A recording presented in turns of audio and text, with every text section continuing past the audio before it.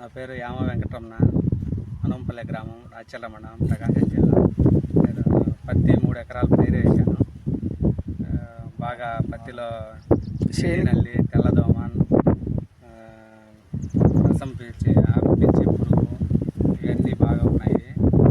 ఇవన్నీ చూసి సాపు దగ్గరికి గిద్దలూరు వెళ్ళాను. గిద్దలూరు సాపు దగ్గర వాళ్ళు 2 ఇచ్చారు. ఈ 2 ఒకటి అగ్రిచైన్ వారి అటువారిత, తర్వాత చైన్ బూస్ట్, ఈ 2 తీసుకొని వచ్చి స్ప్రేయింగ్ చేశాను. స్ప్రేయింగ్ చేసిన తర్వాత 4వ రోజు పొలం దగ్గరికి వచ్చి పత్తిలో చూశాను.